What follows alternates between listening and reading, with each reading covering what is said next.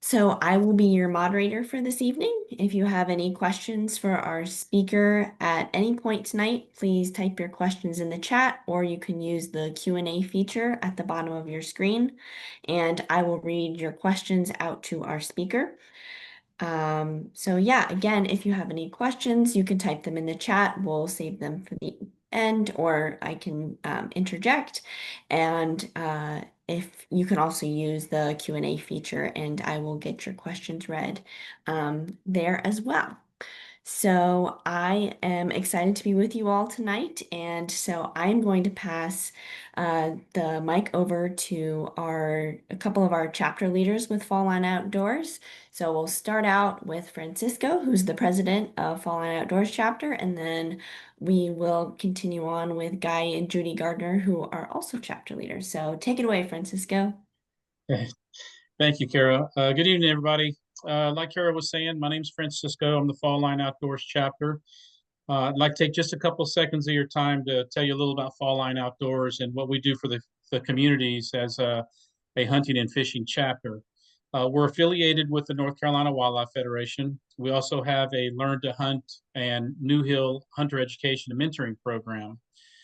We strive to teach adults 18 years of age and older that would want to get into the outdoors and learn all the aspects of hunting and fishing. We like to teach you everything from recognizing a track to processing your harvest to feeding your family. So a wide range of everything that you can do as a hunter or a fisherman in the woods. After completing the hands-on training, it's our goal to teach you enough so you can pass it down to the younger community that is just getting started into the outdoors, so they can be stewards of the great outdoors of North Carolina as they grow up. During this webinar, you will learn the aspects of introduction to deer hunting. There will be another webinar for deer processing on October the 21st. I hope you guys all register for that. If you'd like to join us on that day as well. During this webinar, you will be learning the introduction to deer hunting by Guy Gardner.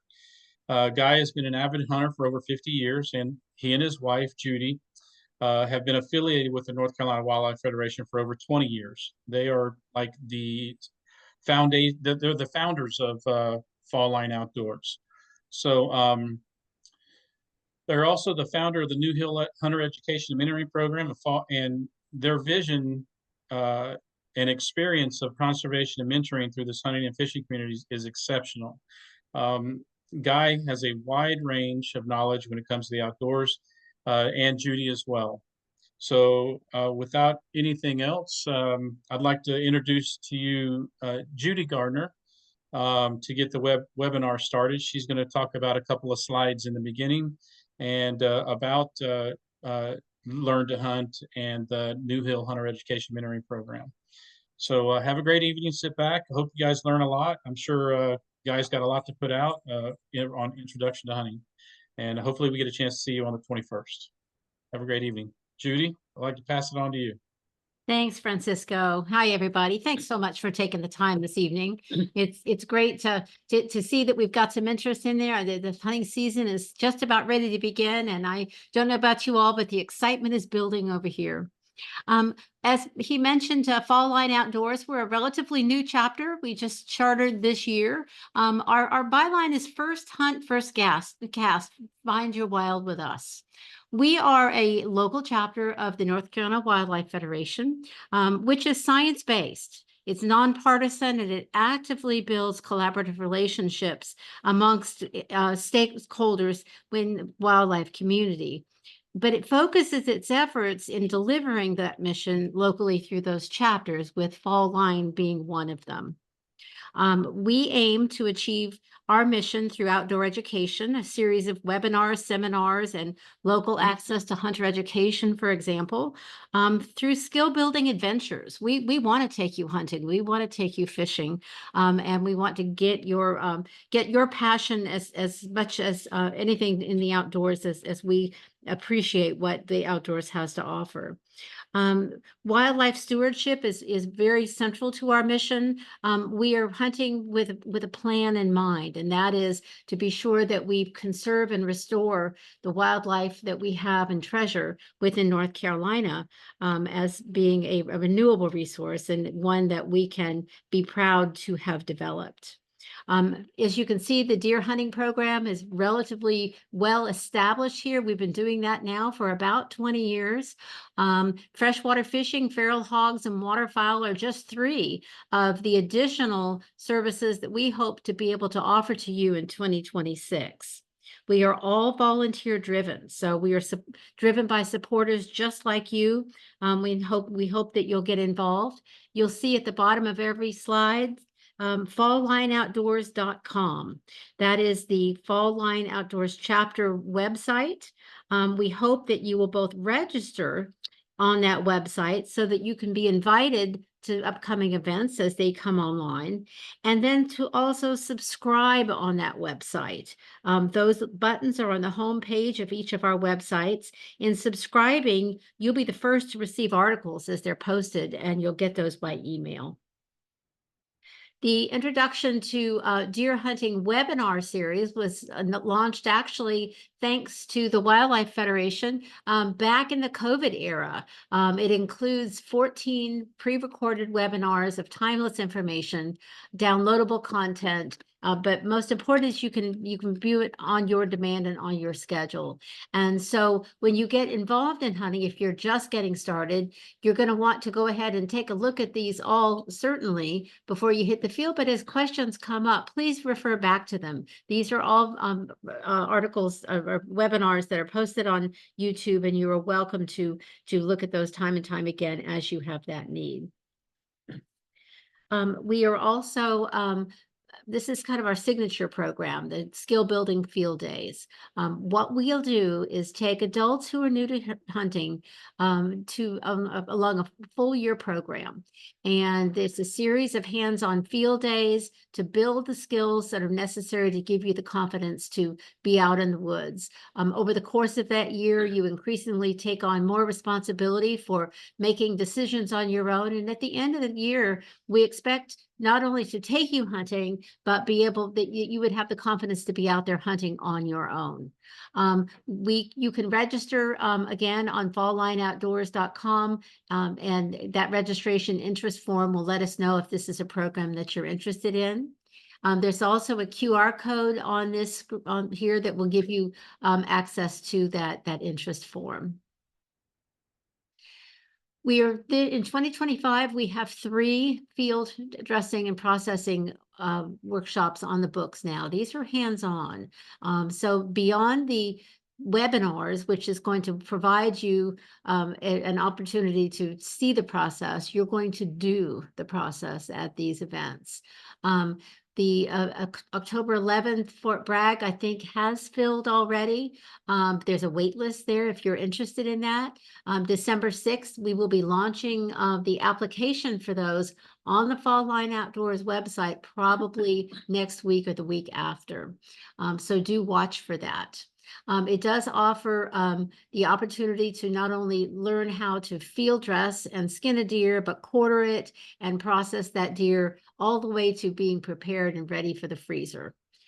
So wanted to let you know that on the December 6th class, we're doing that in collaboration with the North Carolina Wildlife Resources Commission, and they ask that you register with them as well as registering with us.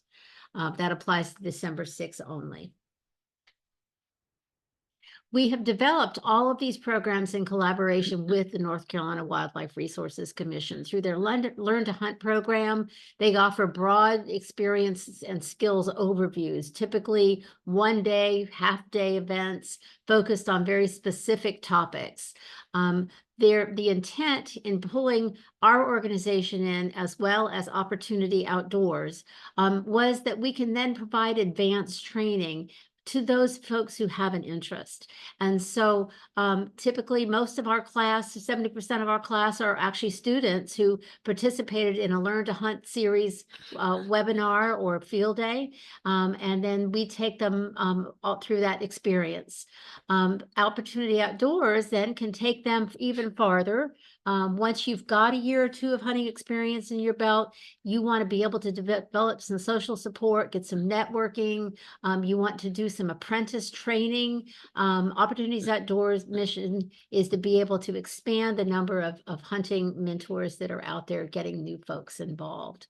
So we work very collaboratively and try hard to not only provide a staged approach to learning, but so that you're learning even more each time you add a new element to your program.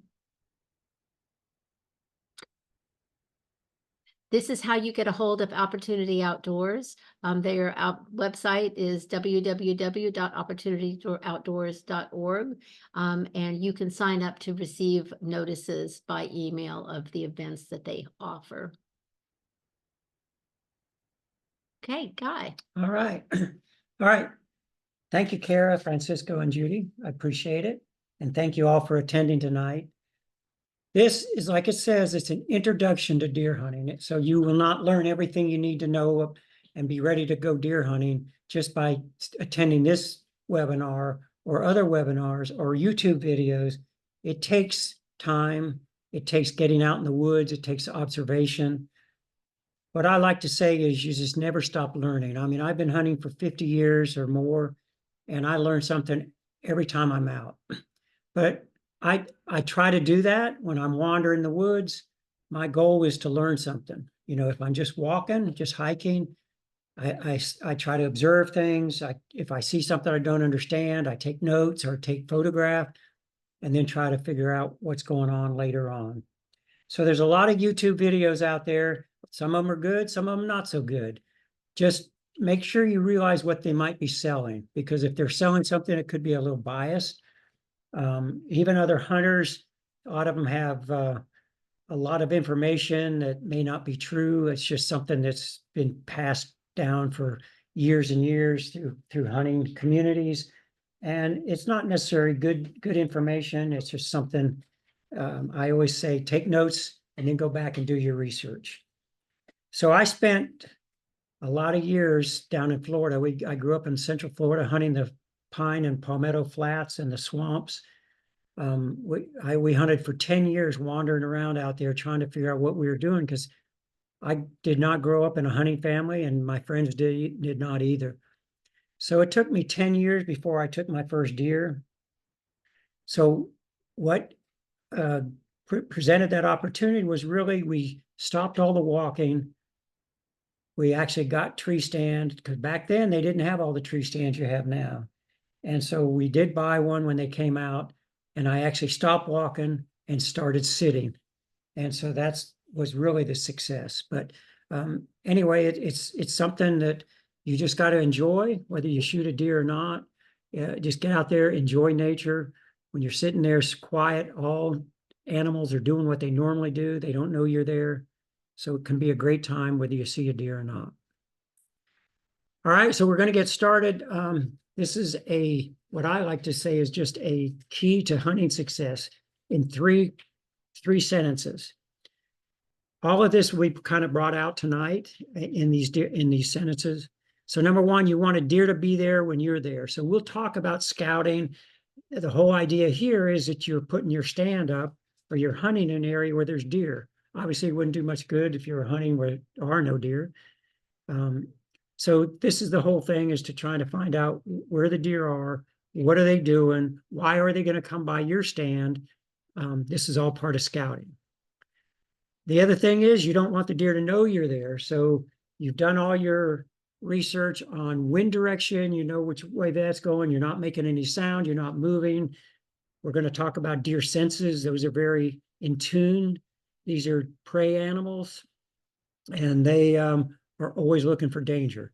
So you got to be hidden so that the deer can't see you. So this is all what we're going to talk about tonight. And then finally, you've done your practicing with your equipment, whether it's archery or a rifle, and you can make that nice clean shot as humane as possible. And then you're able to find that deer.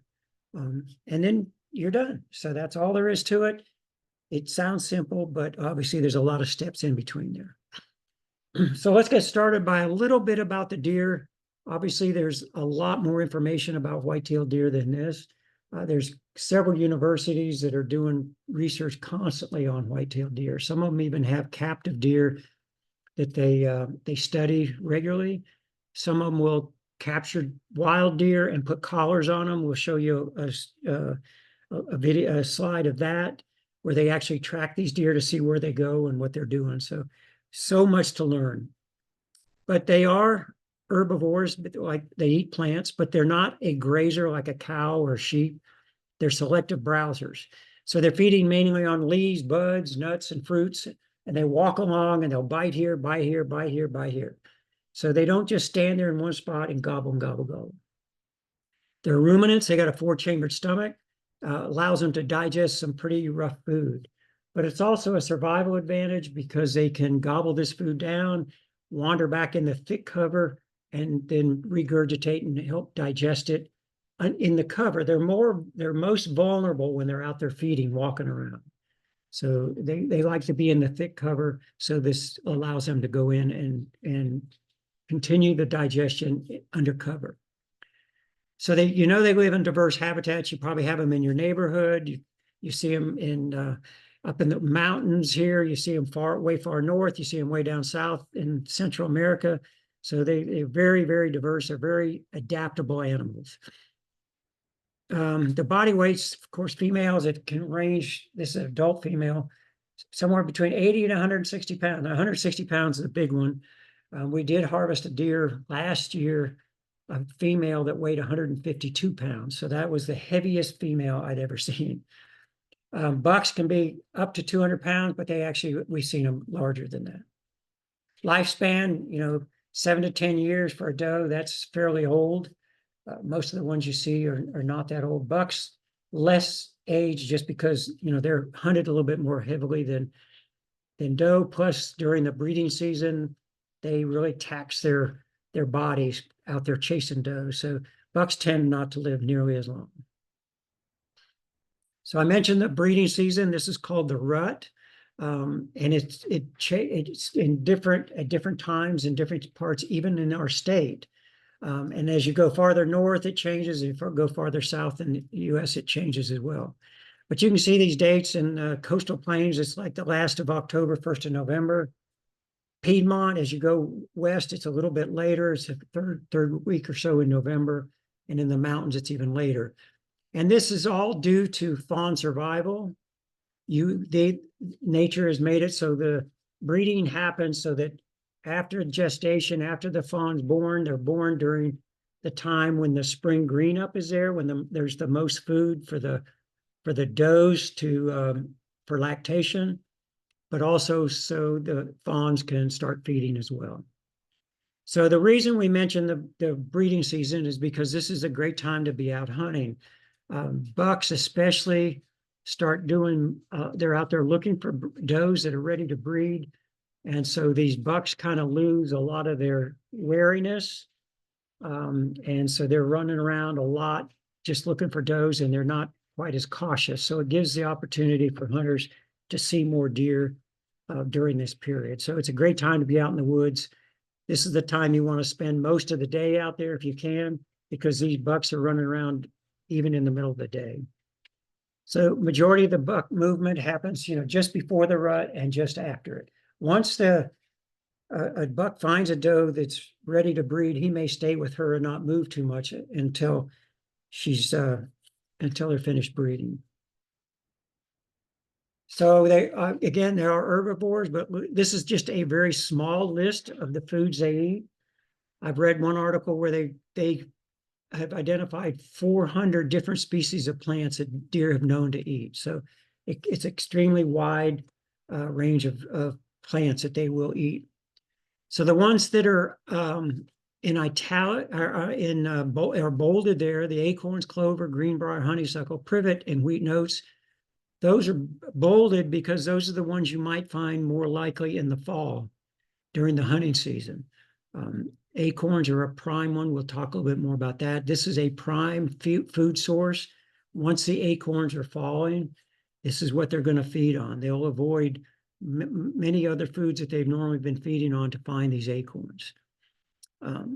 So the other same with the clover, if they can find clover in the greenbrier. So anyway, these are the fall. Those are the fall food sources.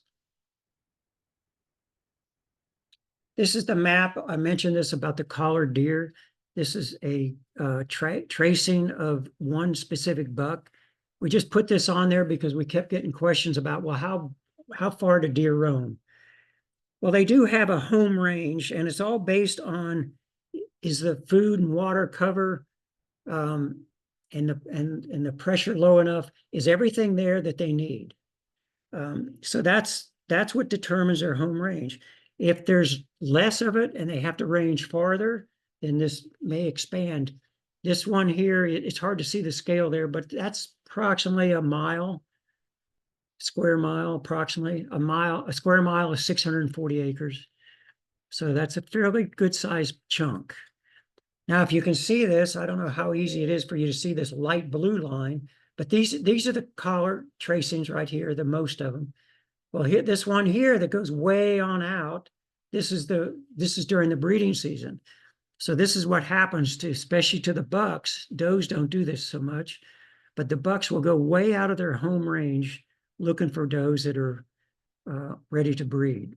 So this is why sometimes when you've got a piece of property or you've been hunting a property, all of a sudden this deer will show up you've never seen, but there it is because it may have come from some area farther away.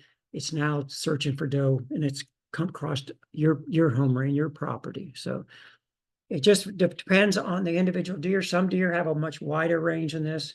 Some of them may have an even a little bit smaller, as long as everything they need is right there. So deer do have antlers. Most of you have seen deer with antlers, bucks only, and they are not horns. This gets confused. Even experienced hunters will say, yeah, that deer had a nice set of horns. Hopefully they know they're not true horns, but you never know. Antlers, they're made of mineral and protein, and they do drop off every year. They start sometime in December, January, depending on the individual deer. Sometimes it depends on their condition, but they start growing very quickly. And in 4 to 5 months, they're pretty much regrown. 1/4 inch a day is a lot. It's one of the fastest growing tissues, and researchers have actually used this in cancer research because cancer cells grow quickly as well. The number of points is not an indicator of deer's age. Sometimes you can get a real young deer that has 10 points. Sometimes you get an older deer that may only have 4 or 5 points. So you can tell mostly by the mass, the thickness of the antlers. That usually indicates age, but not always. Here's a couple terms just to throw in there. Velvet, you can see this deer picture here. These antlers here are in velvet. You can see how rounded these are. That's actually a skin with hair on it that covers that. And this is what's depositing the minerals as the antlers grow. Once the fall starts kicking in and the testosterone levels start peaking, that velvet will come off and the deer will actually go out there and rub those antlers on branches and brush and everything, trying to get the velvet off. So after that, the antlers are hardened. Just one little term, if you get into hunting enough, you'll probably talk to hunters and they'll say, oh yeah, that deer had a great G1 or G2. I only throw this in just because terminology gets very confusing. G1 and G2 is strictly on the Boone and Crockett. Boone and Crockett has a way they score antlers. This is a way that you can keep track of how big the antlers are by actually scoring them by inches. You add up different aspects of the antlers, all in inches and fractions of inches, and it comes up with a total score. Well, the G1 and G2 on that form are these tines, and the tines on antlers are these points. These are called the brow tines right here. And they're actually the G1s. This is G2, G3, and the tip of it here would be G4. So that would be this would be called an 8 point here in the east. Now you go out west, they only count one side. So out west, this is only a 4 point, even though it's got 4 points on each side. So sometimes they don't have it symmetric. Sometimes there'll only be 3 on this side and 4 on that one. So here it would be a 7 points. Anyway, just some terminology for you. And I mentioned this, and so you've done all the research on it, and you found where the deer are. So now you're going to get up in your stand, and this is what you've got to get these senses down in your mind, that everything you want to do, you're going to defeat the senses of these deer. Because like I said, a deer is a prey animal. We don't have all the predators that we used to have here with the wolves and the mountain lions gone, pretty much. But they still have the instincts of a prey animal. We're their number one predator right now. And I can tell you, they know our scent, and they will avoid us like the plague. So smell is the number one scent that they use. They use it also in communication, which we'll talk about in a minute. But they can detect a scent hundreds of yards away. And so it's really something you'll never defeat. So what you have to do, you have to figure out some way to try to negate it as best you can. So the best thing is wind direction. If your scent's not blowing towards the deer, they can't pick you up. So your scent is definitely your enemy. And you can try scent protectors and scent clothing and cover scents and all that. But I can tell you they might help, but a deer can pick that up. If you look at this number of receptors that a deer has, even compared to a dog, I mean, this is something you're not going to ever defeat. So if the wind, you always want to keep track of the wind. They've got devices they're little powder devices you poof up into the air, and it shows which way the wind's going.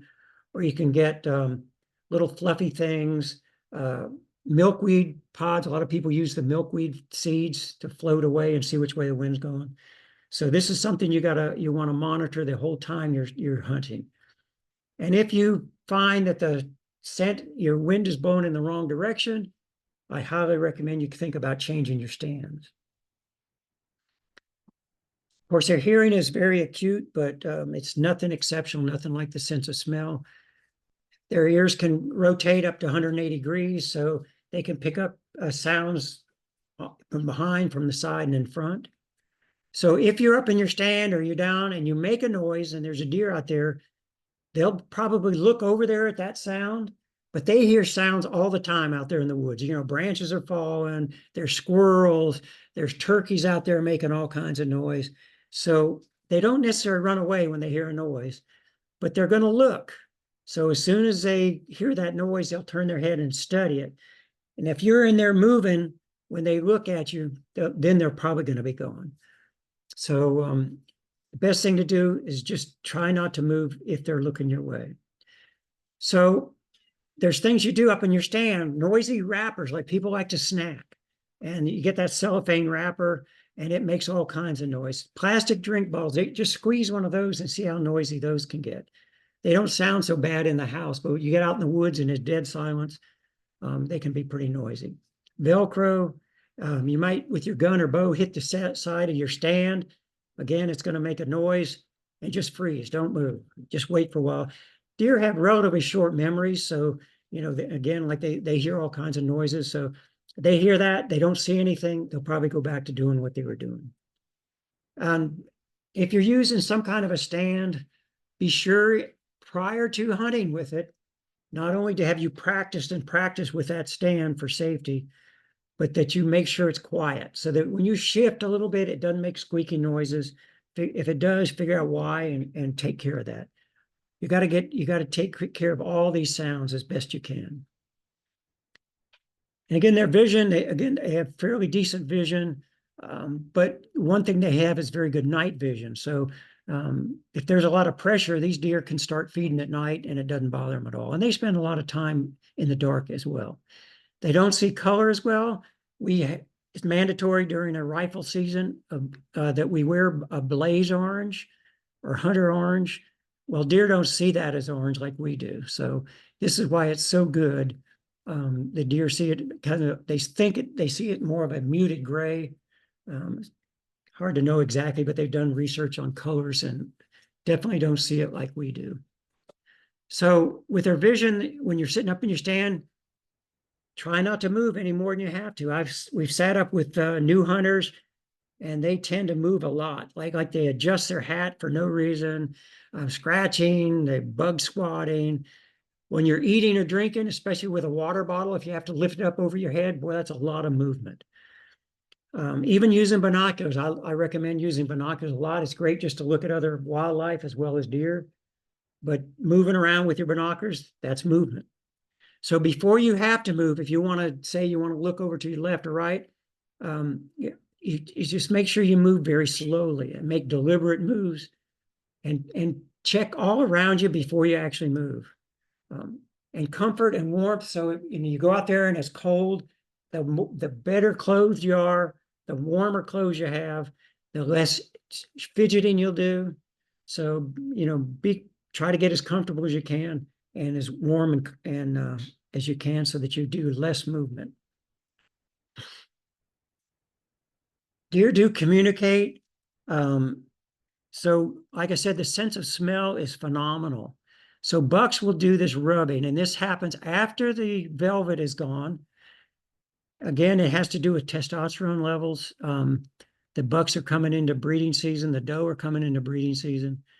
And so what they'll do is they'll start doing rubs, and these are on trees. You can see that one right there. And they use their antlers to rub against that tree. Well, bucks also have scent glands on their forehead and in their nose, around their eyes. So they're not only leaving a visual, because you can see that rub a long way because they've scraped the bark all the way off. They're also leaving scent. So that's another communication to other deer who's in the area. Now, but deer are not territorial. They don't fight for territory, but when bucks are fighting, they're fighting for breeding rights. But they do mark areas as they walk around their home range, and especially when they're looking for doe. So they will rub just about any tree. They prefer a pine or cedar. I don't know if it has something to do with the scent on that, but they do really like to rub pines and cedar. And a lot of times you'll see a cluster of rubs, and you can actually follow a trail of rubs. Say one deer might make a series of rubs, and this is the trail he takes. And so you can tell that a deer is moving in that area and that it's a buck by these rubs. The other communication they can do with, and this again is mainly scent, a little bit of visual as well, is called a scrape. People get rubs and scrapes confused constantly. So a rub is on the tree, a scrape is on the ground. So what they do is they paw the leaves and vegetation away so it's down to bare ground. You can see this like right here. Here's actually a deer track right there, but this is bare ground and bare ground. And there's always an overhanging branch. So this overhanging branch will be above. It's hard to see it on there. There's a little one right there. But that's called the licking branch. It's a term they call, but what they'll do is they'll paw the ground. They'll rub this branch with their forehead and it actually chew on it. So they're leaving scent up here as well.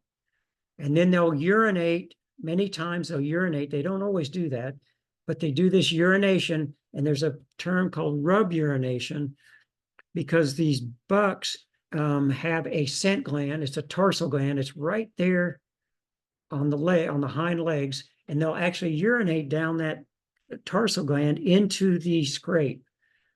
And what it's doing is leaving more scent than just urine. So it's leaving this glandular scent down there as well. So a lot of these are made at night. So sometimes people like to hunt over them. There's a deer in the area and they're using it because doe will come to these as well. And it's not just by one buck. Multiple bucks may use that same scrape. So it can be a good spot, but it could be, a lot of them are at night. Some of them are kind of in the open areas because they'll do that at night. And once the hunting pressure gets on, these deer don't necessarily like to come out there in the open quite so much. And they do vocalize as well. So these are some common ones.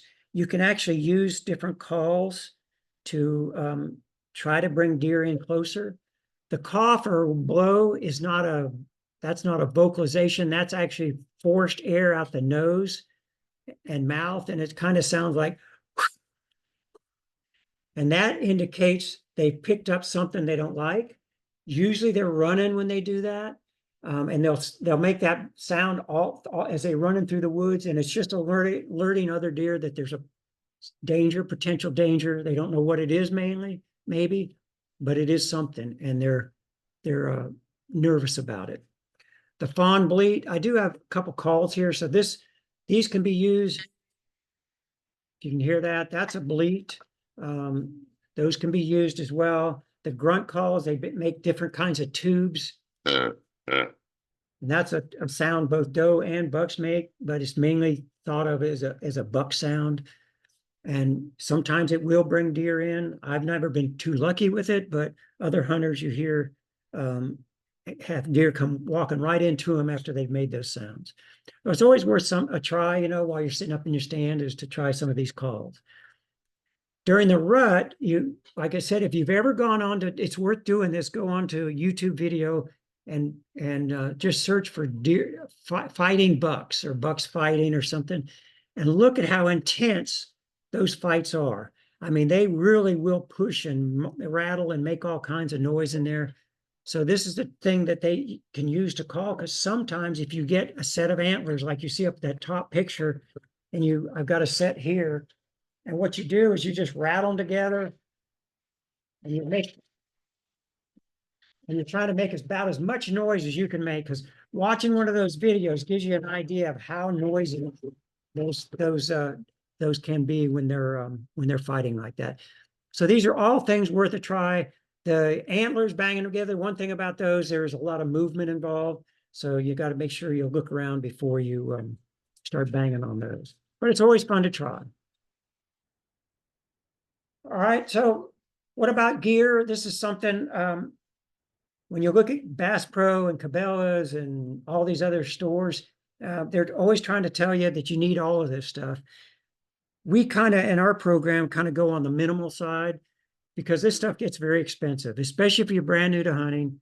You have to buy a weapon, either a gun or a bow or crossbow or something, and then you got all this other stuff to buy. So it gets very, very expensive.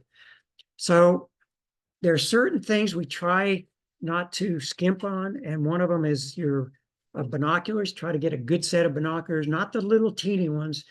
You want to be able to see, because most of the deer, they're called crepuscular. They come out late evening, late afternoon, and early morning when there's less light.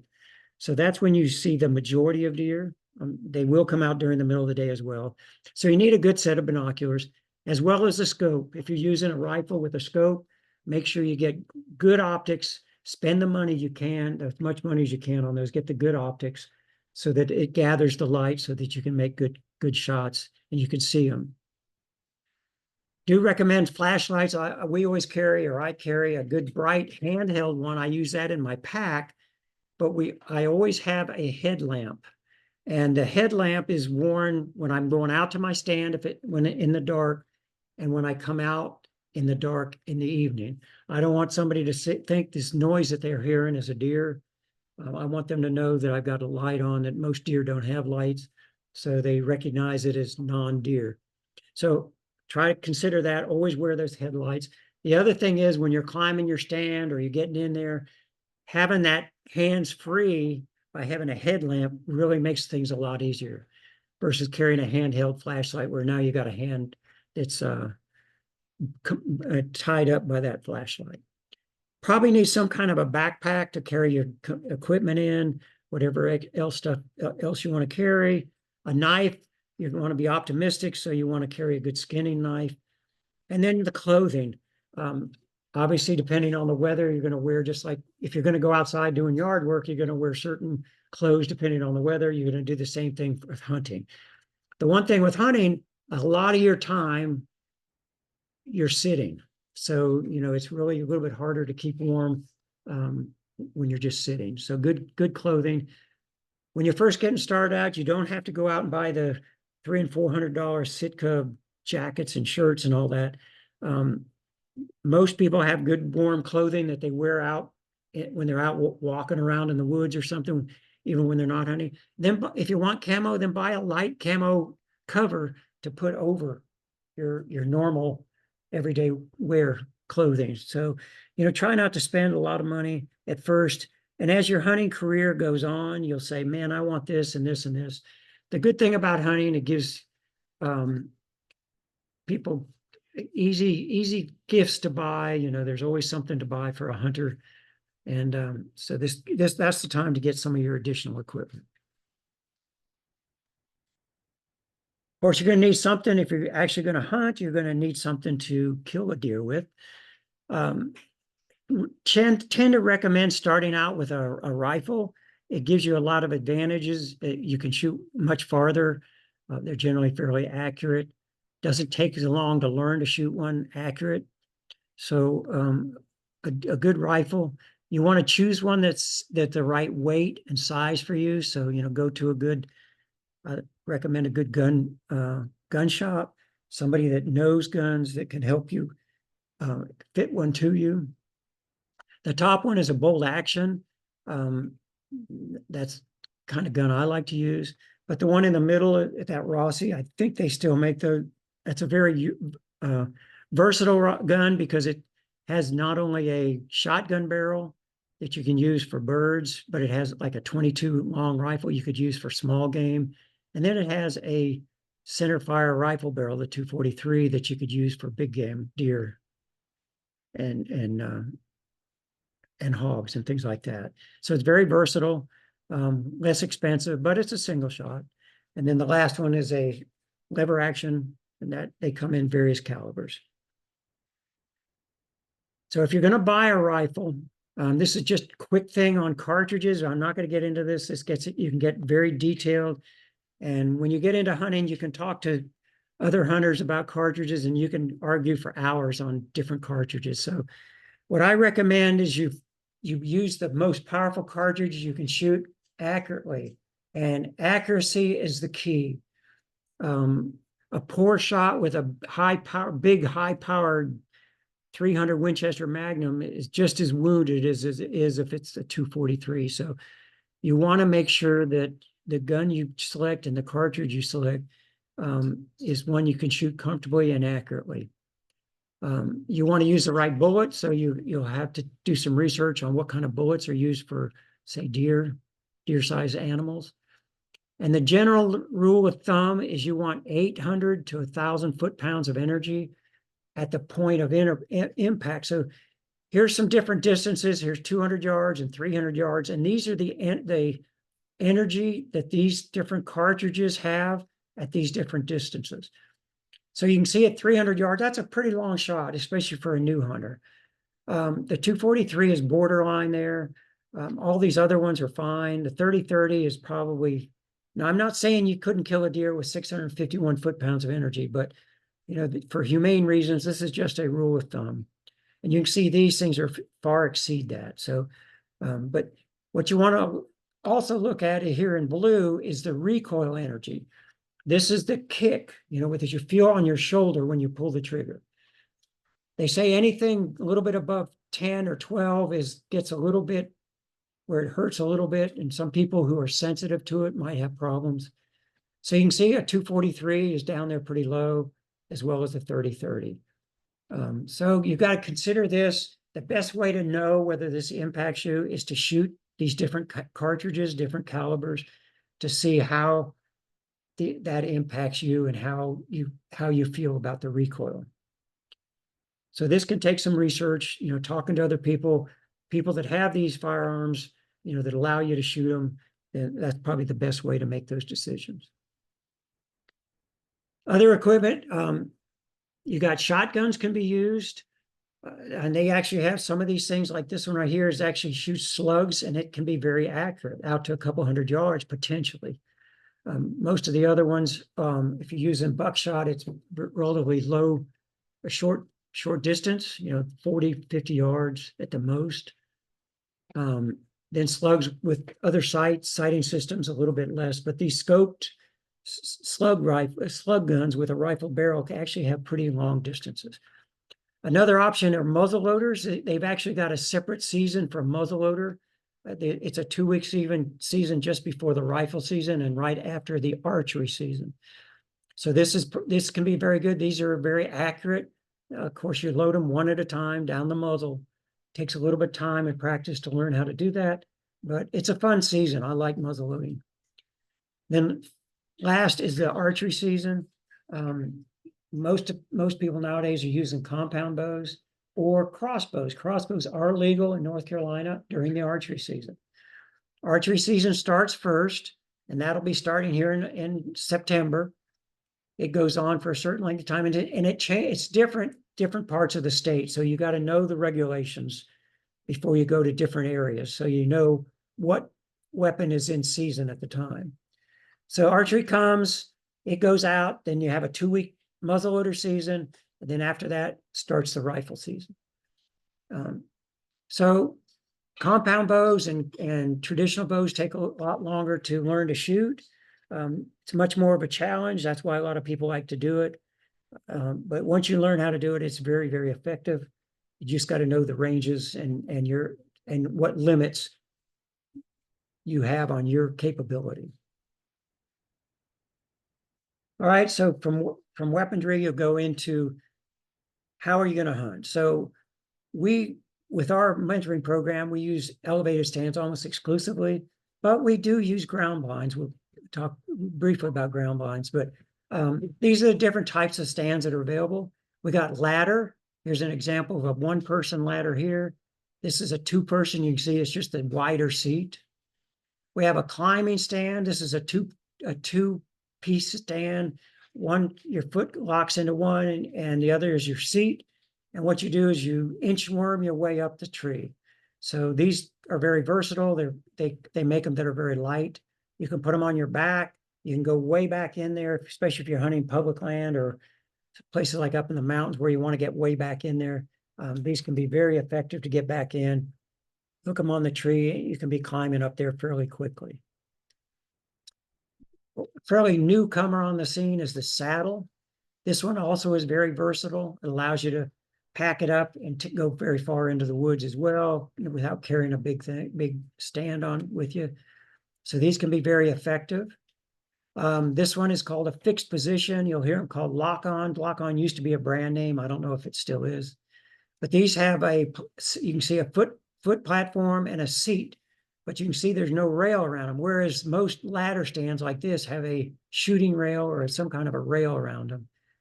So these do not. These are really good for archery, but there is a climbing system here. These are steps and sticks that allow you to climb up the tree to get into this. This one is a tripod. They have them with 4 legs as well. The advantage to these is that you don't need a tree. Obviously, you need trees for these. This one, if you have an area that's more open or it's been recently logged and cut over and there's no big trees, this gives you an option for hunting those kind of places. And of course, this is they call these tower or box stands. This one's a little exceptional. You don't usually see them quite like this tall. But they've got different ones like this, and they're very comfortable. A lot of times you have heaters in there, windows that close, keep you out of the elements. So good, nice seat, nice, comfortable chairs. So those are your options as far as elevated stands.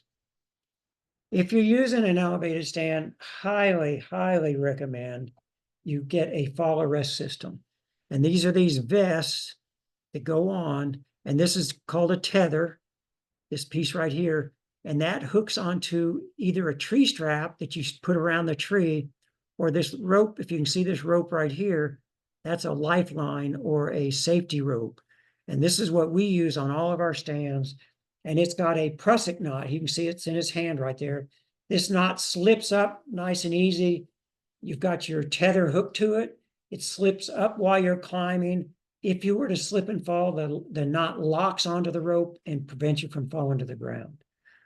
So these are these are gotten so much easier to put on. There's the standard belt or the strap style like this, or the vest style like this. You got different, and the cost is not exceptional. You can get all kinds of them. Some of these, like these, have little pockets you can put stuff in. So you always want to have 3 points of contact. So you don't want to have things in your hand. This is why a headlight, if you need to see. We recommend not using, not putting anything on your back. We're going to talk about haul lines. You don't want to have things on your back to throw you off balance. Practice, practice. Don't wait till the day before the season or just before the season. If you buy a new stand, get out there and practice any one of those types of stands. You need to practice before you go out there and hunt. Like I said, it's mandatory once the firearm season, which includes muzzleloader. Once that muzzleloader season starts, you must wear blaze orange.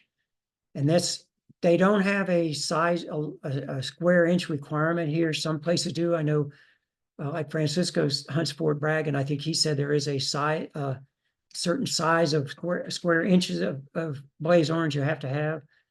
But here in our state, we do not. Some states do. So you got to know, if you go to other states, know the laws on what equipment you can use and take if you're going out of state. So a hat or a vest, whatever you want to wear, or both, is as long as you can see it from all sides. So that includes while you're hunting, like I said, bear, boar, rabbit, grouse, squirrel, pheasant, or quail, as long as it's during the firearm season. Now, people can hunt with archery during the firearm season. Now, during the true archery season, you don't need to wear blaze orange. But if you're using archery equipment during the firearm season, you must wear blaze orange. Very, very important. It might save your life. So here's an example with and without blaze orange on. You can see this down here. Very, very easy to spot that person. This one's not too bad because it's real close. So you can see as it gets farther away, this is going to blend in pretty well. And this one, there is actually a person in there, and every year they have people, oh, I thought it was a deer, and it turns out it's a person. So don't skimp on the blaze orange.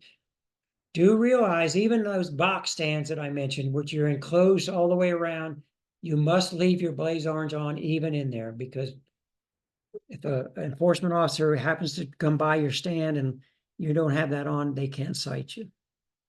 So that has to stay on the entire time you're hunting. All right, so now you got all your equipment and you're going to get prepared for the hunt. Do realize it does take some physical conditioning. I mean, right now, archery season starts here in a few weeks, and it could be 90 degrees. And if you shoot a deer and you're going to drag a 100-pound deer out, by the way, when you're dragging a 100-pound deer out, it starts feeling like an elk, because those things, boy, the more you drag, the heavier it gets. And it can be a big strain on somebody, dragging a deer out when it's 90 degrees. It can really, really impact. If you've got medical conditions or health conditions, do know that. If you do, call somebody and get help. So you want to do some kind of a hunt plan. It doesn't have to be elaborate, but do let somebody know. I mean, this is just an example. Do let somebody know where you're going to be, when you're going to come back, who's with you, what vehicle,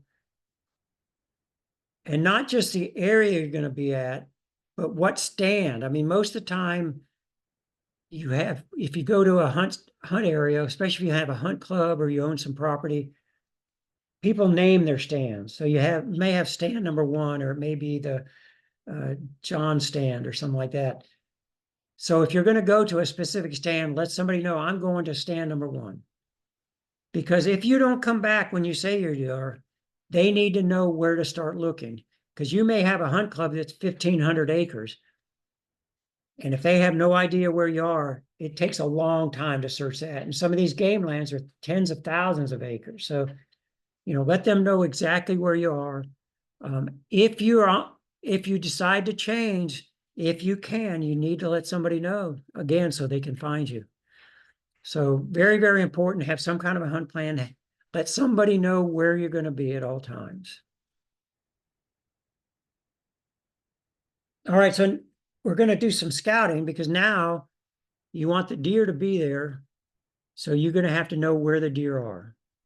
So the first thing you can do is you can use these different mapping tools. You know, you've got Google Maps. There's a thing called Onyx. Now, Onyx and HuntStand, we use HuntStand pretty much exclusively. I have used Onyx. Onyx is just about, I like Onyx as well too. There is a cost for these. Generally, I think they do have a free version, but the paid version, and they're not very expensive. I think HuntStand is $30 a year or something like that. And then the Avenza maps, that's what the Wildlife Resources Commission uses for their game lands. So that's something that's handy to have. So you use these aerial and topo maps to try to locate areas. We've got some spots here. Deer, like here's example, if you can see up here in this top thing, these are fields. Deer just don't like wandering in the field, especially during the hunting season. So they like to take these little paths like this. This is all a little tree thing. So this is a little corridor, and it's going to funnel the deer movement. Here's another one. On this side, you've got a field here and a field here. They're going to take this wooded strip. So these are things you can see on the maps. Here's some fields here. You know, deer like the edges of field. This may be a great area here. Here it looks like an access, you know, and here's another access right here. So you want to try to find places that have funneling areas that are going to funnel these deer in these travel corridors. You want to find areas that may not be so easily accessible by other hunters. If you're willing to work hard, like I said, hard work pays off when you get back in here and the deer are being pushed back in here by the hunters that are hunting closer to the road. Here's another example. Here's a little travel corridor here, maybe even here. So all these little strips of land could be good travel corridors. All these fields are nice edges. Deer are creatures of the edge. There's food and cover right next to each other. They love the edges. Edges are where two habitat types come together. It could be a cutover and then a mature woods, or it could be a young growing woods area and then a more mature. So those are little edges that they like to travel. That's where you'll see a lot of rubs and scrapes along these edges. You might be able to see some fall food sources, because if these images are taken, this one isn't, if it's taken in the winter, you can see the trees that don't have leaves on them might be oaks. And that's a possibility, but they also may be sweet gums or maples, so you can't guarantee. But anyway, sometimes it does help. Obviously, you can't see deer tracks from these, so you're going to have to get down on the ground. You found these areas here. You're going to walk over there. Okay, are there deer using these? You're making somewhat of a guess using the maps, but you do have to now get it down on the ground, boots down on the ground, and start walking. And this is what I like just about as much as the hunting side of it is figuring out what deer are doing, figuring out where I'm going to put my stand.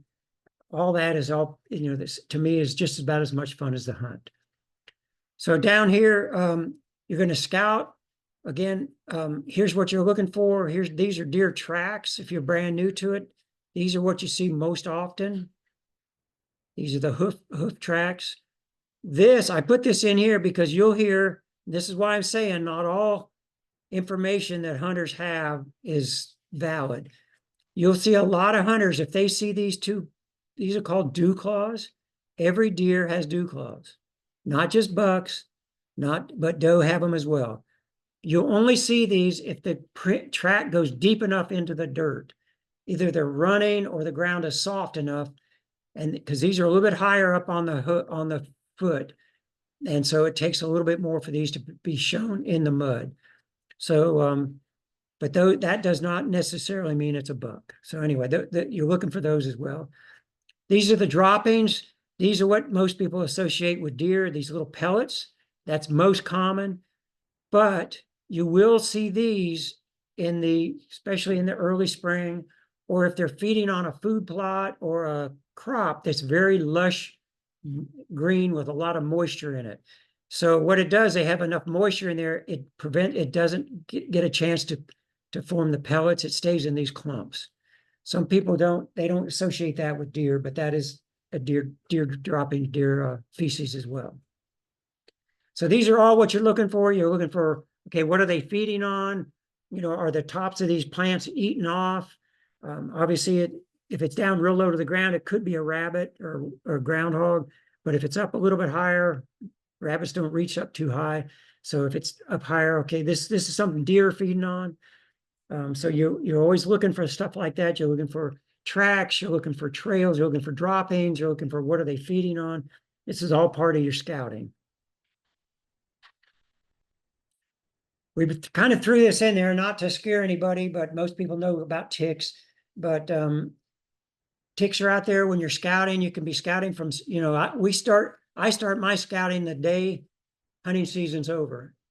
I don't like to scout any more than necessary during hunting season because you don't want to put your scent out there and all that. But once the season's over, I start scouting because I really like to scout in the winter because a lot of the deer sign that was from during the hunting time is still available and visible.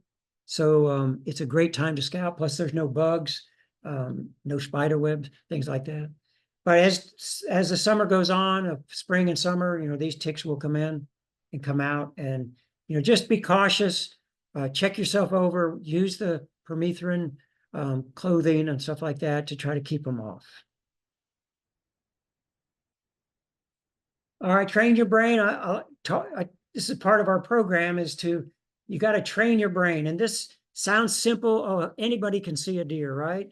But you can see a deer when it's standing out in the field and wide open. But let me tell you, I've sat with a lot of new hunters and I said, hey, there's a deer over there. And they were going, I don't see it. I don't see it. I don't see it. I think the reason is they're looking for a deer. So what you got to train your brain in is looking for bits and pieces of something that's unusual or not normally seen in the woods. So like right here, if you can see that, there's a tail. This is the belly of the deer. So would you normally see that? There is actually a deer right there. If a deer is moving, you want to look for movement in between these trees, little saplings and seedlings. You want to look in between here, not at them. Can't see the forest for the trees. You got to look in between here. You're looking for movement because they're constantly moving. Even when they're walking, their tail moves, their head moves, their ears move, their legs. You can see their legs moving.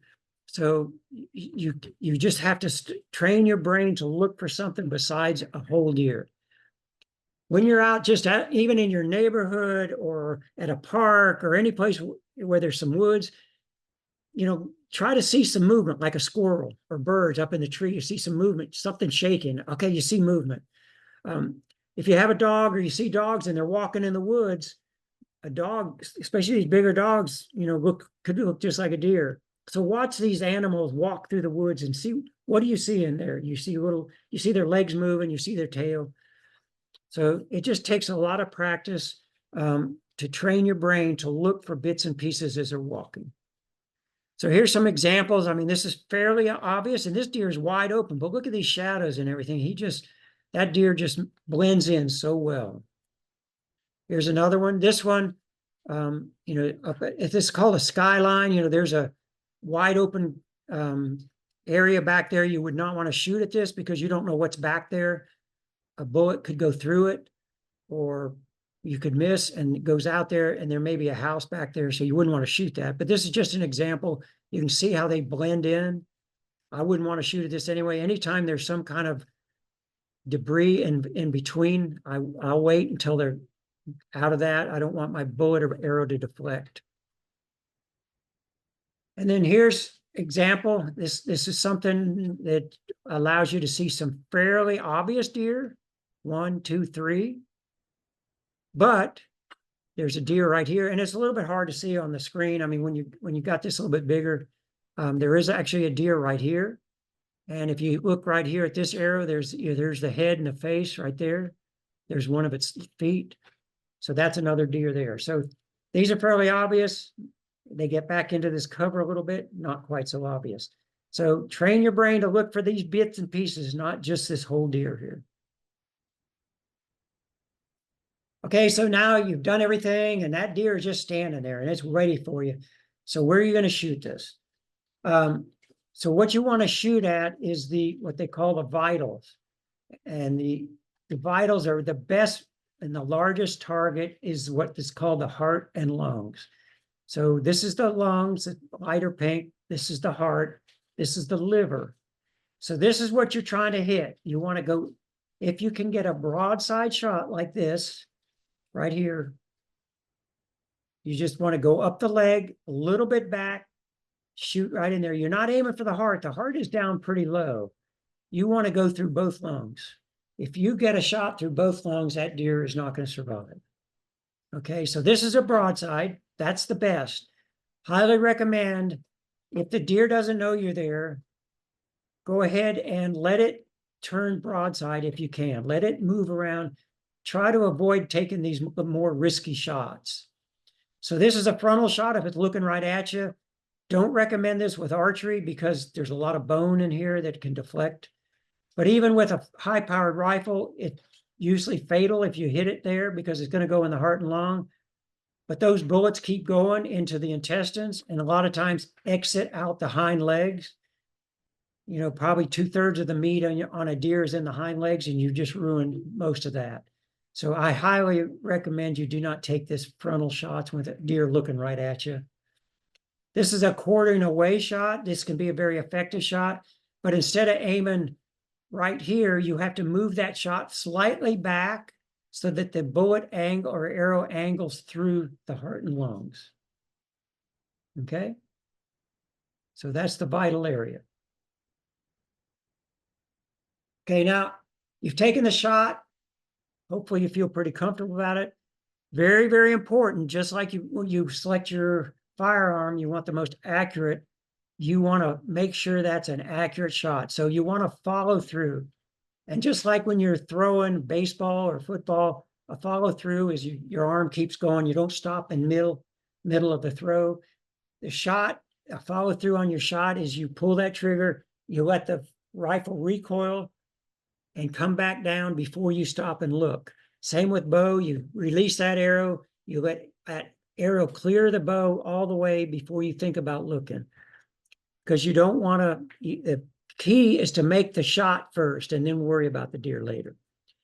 So this is kind of tough to do. You got to gather your your thoughts. Where was that deer standing? Because when you get down from your stand, you need to go over there and try to find where that deer was standing. You're going to need to look for blood, maybe some hair.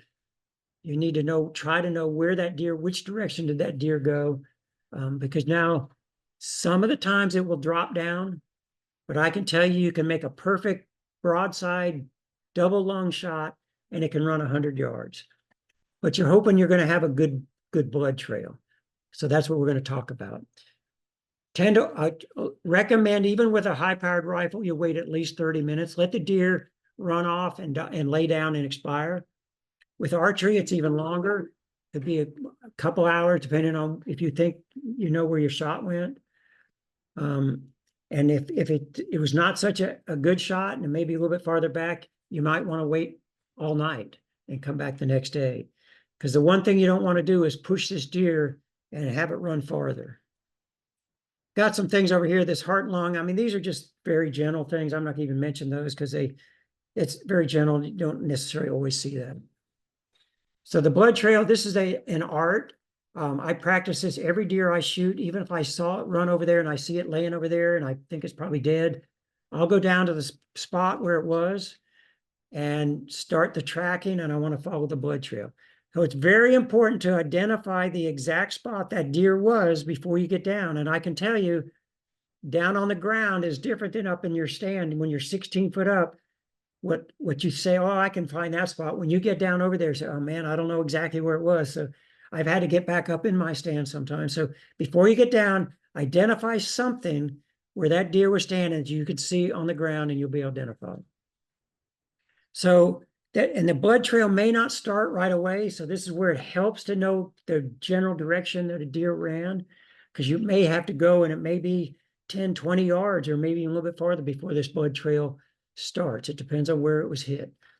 So when you do find the blood trail, you always want to walk to the side. Don't walk over it. Don't mess it up. You don't want to You don't want to ruin it, but mark it as you go. We use toilet paper generally because you don't feel quite so bad about you could leave that out on the ground, it'll biodegrade. So, but if you're on somebody else's property, I highly recommend you pick up all your debris, even if it's toilet paper. Don't leave anything out there for them to find.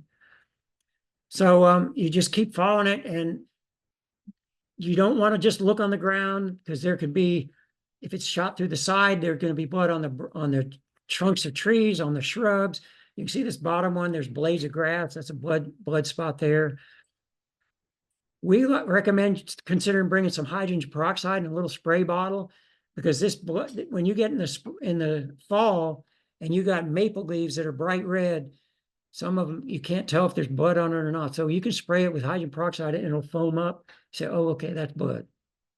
If you lose it, you just gotta keep going back. That's why you want to mark it, so you can go back easily to find that blood trail. And you owe it to this deer to do everything you can to find it. And if you can't find a blood trail, and I can tell you, you hunt long enough and you will come across a situation where you don't find a blood trail. So you might want to do a zigzag or some kind of a circular pattern, just trying to come across a blood trail. You might get your friends out there, look for that white patch. If a deer laying down and the belly has got white hair on it, sometimes you'll see that pretty far away. Deer tend to go the path of least resistance. Don't believe they only go downhill. They can run uphill. They tend not to want to. I mean, just like if you were hurt, you would rather go downhill probably than uphill. But path of least resistance, so follow these trails. Get some friends to help you. You can hire tracking dogs. That's very common. Areas now, you actually go out there and find people that have tracking dogs. They may charge. They even got thermal drones now that you can hire and go out there, they can find these things. So don't give up, even come back the next day if you have to. Bring friends. And we've even gone back and found the vultures circling around. You go, whether the deer is salvageable or not, at least you know that it is down and is dead.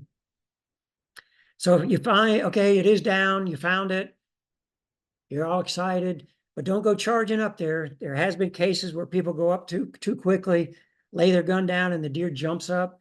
I read something a couple years ago in Missouri or West Virginia where somebody was actually killed. A buck jumped up, wasn't attacking him. It just jumped up, and the antlers caught the guy, and it killed him. So not very, very rare. Don't be afraid of it. So I always recommend you walk up there. You're looking for the chest. Is it moving? Obviously breathing. I go around and look at the face, look at the eyes. If the eyes are open and they're kind of glassed, fogged over, it means they haven't been blinking. They're getting dry. If you still have any questions about it, throw a stick at it. Don't use your rifle and point your rifle at the eyes or something like that. You see that sometimes. Don't do that, because if that deer jumps up, you've lost muzzle control, and you risk having some kind of a firearm accident. So use a stick, use a rock, throw something at it. If you have to finish it off, I generally recommend getting the chest and shooting it in the heart and lung area, and to finish it off. So now you're all excited. You got your deer. Excellent. Take your pictures. But before you move that deer, you got to tag it. We still have a paper tag system they're going to slowly get rid of. I got a feeling, but you can use these paper tags. This is an example of it. It's got a month and a day, and you have to punch that before you move that deer. Or you get on your phone and go to Go Outdoor North Carolina app, and you can register that deer. You can tag it and register it all at one time. And it's much, much easier using the app on your phone. Even if you don't have service, they say you can do it. I've never tried it without service, but it says you can still register your deer without service. But if you're gonna use the paper, which you still allows you to print it. Now you're gonna have to print your own paper one, because I don't think they give these out anymore. So then you have to call 1-800-I-GOT-ONE. If you're using the paper, you got to give them your ID, and they'll ask you some questions. And at the end, they're going to give you this authorization number, and that's what you have to write in right there. So you have to have a pen and paper and ready, or a pen ready, pencil to write that down. And that authorization number is something you have to keep with that deer from now on. This is the app, Go Outdoors North Carolina. When you're going to report a big game harvest, this is the one you use. There's all kinds of good information. It's got the regulations right there. You can buy your license. You can register your vessel. You can buy merchandise. It's got the sunrise, sunset tables, just all kinds of good information there on this app. So once this is what called the big game harvest report card. And this is what you're going to be online. So you can see you got 2 antler deer, you got 4 antlerless and 2 turkeys. And that's what comes with your big game harvest report card. So if you shoot a deer, okay, say it's an antlered buck, you go over here and you click report. Comes up with this screen. You just have these drop downs of what county. Deer description, it was an antlered buck. Did you use dogs? Yes or no? Location type, and was it private land or game land? Weapon type, was it a bow, crossbow, muzzleloader, rifle, shotgun? So you just select that, and then the date, you put that in there, and then you submit, and you're done. And it's totally registered. You're ready to go. With that, you can now even quarter and clean your game. Okay, so field care, this is very, very important. This impacts the quality of the meat. So you got to be very, very careful on how you do this. People say how gamey the deer meat is and how bad it is.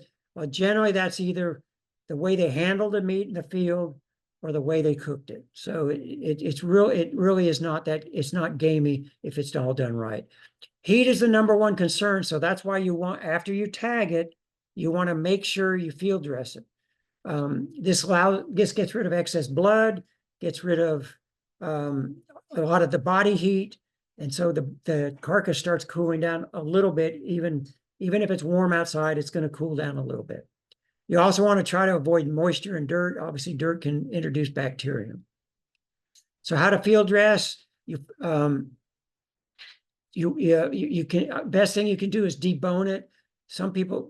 Most people don't debone it, but if you can, that's a great way. You can leave all that stuff out there, because I'm not going to talk about diseases now, but the chronic wasting disease is something that's out there, and they've got a lot of information on it on the Resource Commission website. So the more of that deer you can leave at the site of kill, the less likely you're going to spread that disease if that deer were to have it. So anything you can do to leave more there would be a benefit. It's also less to carry out, and it helps cool the carcass down. So field dressing, you can hang it. This is another way you can do it, even by branches. You can hang it by the head or neck, or you can hang it by the hind legs. The one advantage, most people don't use the head, neck, but the organs come out a little bit easier because it's not being held by the chest cavity. But so to field dress an animal, first thing you're going to do, you're going to cut around the anus, because what you want to do, the large intestine is inside the hip bone, the pelvis.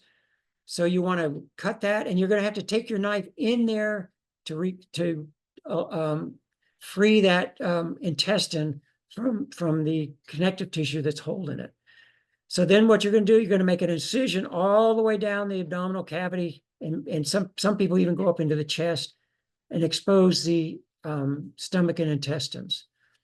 Then you just reach up in there and cut the esophagus and trachea, the windpipe, cut those, and you just start peeling these out. You're going to have to take your knife and do a little bit of trimming to pull these things out. And then hopefully, if you've done a good job here, this last part of the large intestine will pull right on out. Then you're going to flip it over, and there'll be a lot of blood in here, and you'll drain it. If you reach up into the chest cavity, be sure you be very careful, because a bullet can shatter rib bones, and they can be kind of sharp. If you're shooting archery and you got the broadhead, make sure you know where that broadhead is. If you don't, I would highly recommend you don't reach up in there, because if that broadhead's stuck in that chest cavity and you reach up in there, just like it cuts that deer, it'll cut you, and it can be very serious. And then skinning, if it's animal you want to have taxidermy done on it, you may want to consult a taxidermist to know what you want to cut, because if you start whacking on that skin and you take it to a taxidermist, he or she may charge you a lot more if you've kind of done a lot of cutting that he doesn't like. So make sure you know what you're doing. Take your time. There's a lot of videos out there how to skin, and they'll say, "Oh, I can skin a deer in 5 minutes or whatever it is." You're not in a rush. Make nice shortcuts. So basically what you're going to do, you're going to cut around the hind leg and front leg like this. You're going to make an incision all the way up into the cut that you made to field dress to gut it. And then you're just going to start cutting around, and you're going to take your knife where the muscle and the skin connect, and you're just going to cut that connective tissue as you go. So you're going to be cutting right here where the skin, this is the hide this is the inside of the hide, where it meets the muscle. This is where you're going to take your knife and cut. So you're basically just peeling this thing around, turning this thing inside out. By keeping your knife pointed up as much as possible, it cuts less of the hair follicles, and you want as little hair on that meat as possible. And as you're going, talk about the hemorrhage. There's going to be a lot of damage where the blood, it's called bloodshot. It's where there's a lot of damage by either the bow, the crossbow, the broadhead, or the bullet. And so you want to try to cut that out as you go.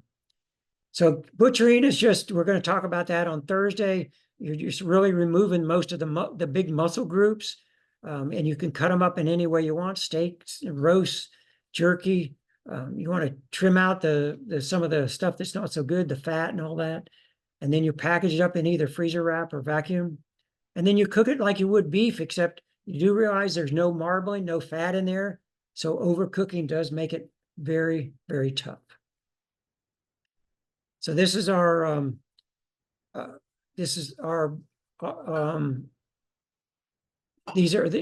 are our I'm trying to think, the practical deer processing. These are the WRC ones, right? Those are all of them. Yep. Yeah. So, yep. Okay. Yep. Now, so that's the link to be able to register for Thursday's webinar with the Wildlife Resources Commission, the one that says web link that Donor Perfect. Recommend, if this is something you're interested, plan on coming. You can attend the one in September as well. It'll be a repeat, but I can promise you this is information that's going to save you hours of time and put quality meat on your table, which is what your aim is. Yeah, I mean, what you find out with the deer that a lot of people taking the processors, which I'm not putting anything against processors, but what I like to say with doing your own deer is, from the time that deer's on the ground till the time that meat's on your plate, you know exactly what happened to that meat and where it's been. Whereas once you turn it over to a processor, it's out of sight. So anyway, and it doesn't take that long. Judy and I, we learned by we didn't have videos back in those days. So we had a book. We just went by the book. It didn't look exactly like the pictures, some of the meat cuts, but it ate just fine. And, it ends up not taking all that much time. Once you get a little bit of practice, like we can take a deer from skinning to being in the freezer in about 3 hours. Here's all the things that are coming up. There's a lot of events coming up. We're very, very busy. And again, they mentioned all this. This is the way to contact the different groups. All right, I think we're done. So that's a lot of information. I know, obviously you won't learn it all in a webinar or two or YouTube videos. You just really got to get out. I learn something all the time, but I'm very inquisitive when I'm out walking. I look for things that I may not recognize or may not understand right away, and I take notes, take pictures, and I want to find out what it is. So that's the thing you got to do. Get out there and just start learning and start walking. And do register and subscribe to our 2 websites. Our intent in creating those websites is to expand our reach for this program. NC Learn to Hunt is primarily focused on deer hunting. Right now, Fall Line Outdoors will include some notifications on that, but add the other opportunities and experiences as well. It's our goal to reach new hunters and particularly those who don't have the social support, and give them the confidence that they need to be able to get out into the field. It's also intended for experienced hunters who perhaps have a child, a grandchild, a friend, a family member that they'd like to teach. There's a lot of great resources available to you. Here's our full calendar of Yeah. events. We've got a busy fall. We hope to see you at any and all of these. Some of these are resource commissions, activities that you can register online there. All right, Kara. Thank you so much, Guy. What a great presentation. Okay, folks, if you have any questions for Guy about anything deer hunting related, go ahead and put it in the chat or in the Q&A feature, and I can read those out. I'm not seeing any questions yet, so I'll ask a quick one about I know chronic wasting disease is a big issue. Where is that a main concern for folks? What counties, what areas of North Carolina is that a big concern? Well, there's 2 sites that have primary. One of them here is fairly local. Cumberland County is a primary. They found several cases of chronic wasting disease there. All the counties that surround it become secondary. And so that includes Harnett County and Sampson, Bladen. I can't remember all the counties, but it's all the counties surrounded. And so what it does, it puts restrictions on how you can transport. I'm not going to get in a lot of detail because if you can go to the Wildlife Resource Commission, they got a whole bunch of information on chronic wasting disease. Because there's another site up near Surrey County. They've got some up there. There's a couple counties there that are primary, and then all the surrounding counties are secondary. So those are the 2 sites right now in our state. All the rest of them are if nothing has been found yet. So do research this. What we do is we recommend you can get your deer tested, and there's different areas in the state that do the testing. Judy and I actually do testing here outside of Lillington. It's a matter of removing a lymph node out of the throat area, and then it gets sent through the Resource Commission. They send it up to a analytical laboratory. Unfortunately, it's been taking somewhere between 3 to 6 weeks to get results back. But what we do is we take the sample, we get it sent, then we take our deer and we process it and freeze it, and then we wait till we get our results back before we consume it. So it's not that difficult to do and that's only really right in the county, but any county you can have it tested if you want. Awesome. And then we got a question about the event on November 9th, the Hunter Education Certification class.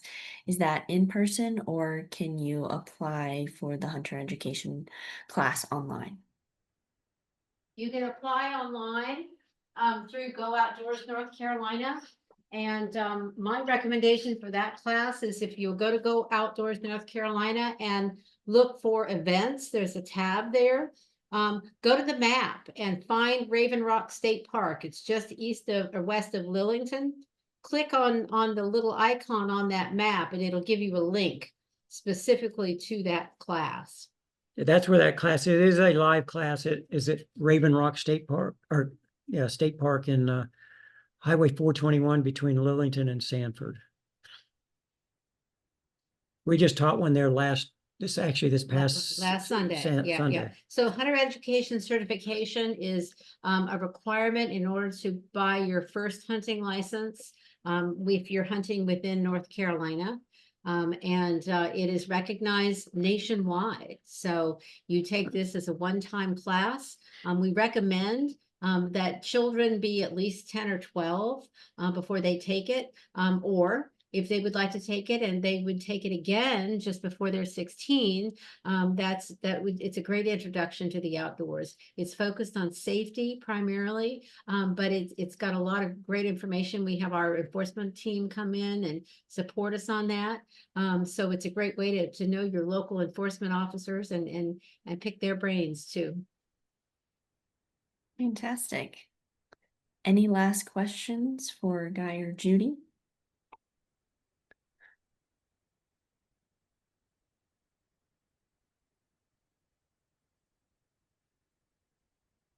Alrighty. Well, I'm not seeing any other questions. Thank you Right. all so much. I must have done a great job. Absolutely. I think I've never done this and not had questions. Okay, so here's the thing, guys. If something comes up, we're here for you. Yep. Okay, so our email address is falllinencwf@gmail.com. If something comes up, you get it and you have a question, don't hesitate. We've got a large group of folks who are passionate about getting you outdoors and enjoying it. Just send us a question.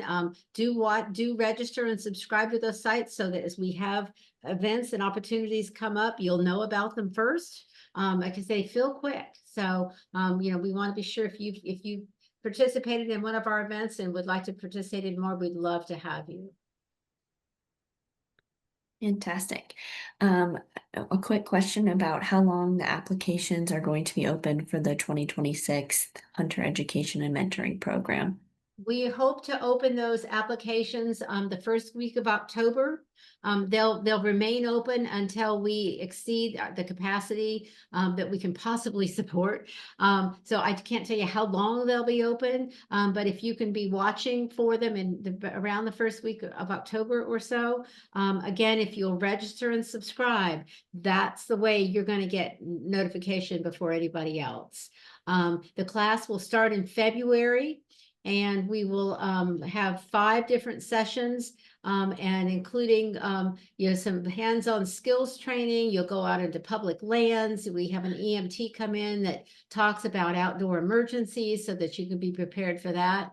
Our goal is to get you hunting with confidence, and we have a very high success rate. So we're very pleased with what we've been able to manipulate over the years, trying to fine tune what your needs are. It's been very successful, and we're really proud of our new hunters. Yeah, and these sessions are on Saturdays, so They are. and like this once a month. This coming Saturday, we have a work day, so we'll have field days, specific field days with certain information being given, and then we have these work days throughout where we get the students out there. They are actually doing work. We're going to go out there this Saturday to put our safety ropes and all that on our stands and cut shooting lanes.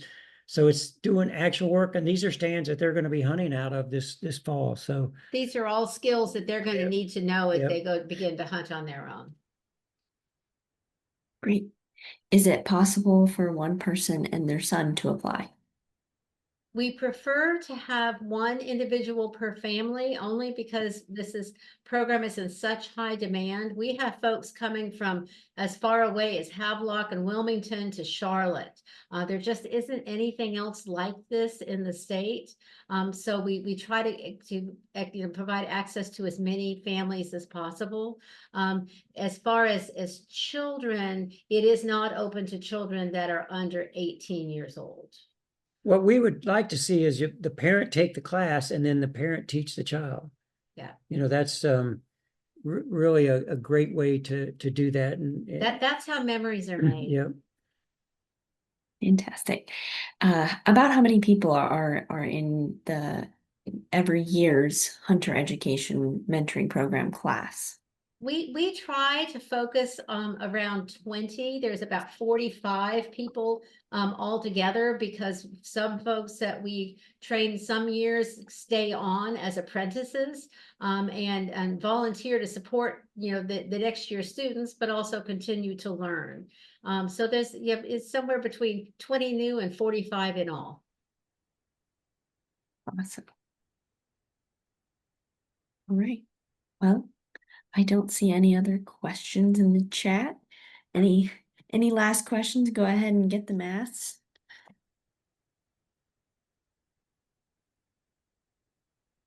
And if there aren't any other questions, we hope to see you on Thursday at 7 o'clock.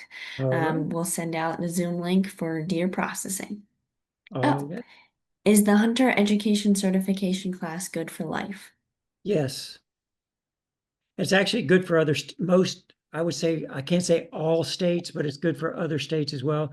What happens, people, somebody wants to go hunting, they decide they want to hunt out west, and we get older people in these classes that took hunter ed back years ago before it was electronic, and so they don't have no idea what their hunter education number is. And so when you apply for a hunting license in some of these western states, you have to have that hunter education number, or you can't apply. So it's valid for hunting in North Carolina and most other states.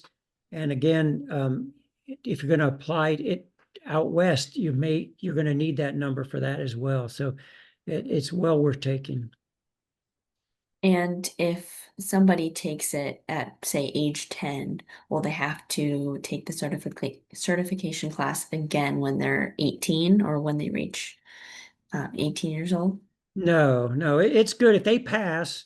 I mean, it's registered and law and certified as having passed. What kind of what Judy was referring to, if somebody's real young and takes it, it would be nice to take it again. And you could take it again, as you get, a little bit older, just because to retain the information and because when you're that young, it's something you might not, retain. And so, like Judy said, most of that is firearm safety and tree stand safety, and that's what's critical. But Guy and I have taken classes in 3 different states. And because when we move to a different state, there's different regulations.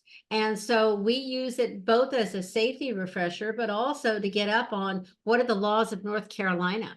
You might have hunted in North Carolina 15 years ago, and you want to start again. Take the class, it's free. It's a one day out of your life, and it could save your life. Great. Well, thank you all again. We hope to see you on Thursday for deer processing. And I'll send that information out in a follow-up email along with the presentation slides that were presented tonight and a recording as soon as it's available. All right. Thank you all for joining us. Have a great rest of your evening. Okay. Thank you all. Bye.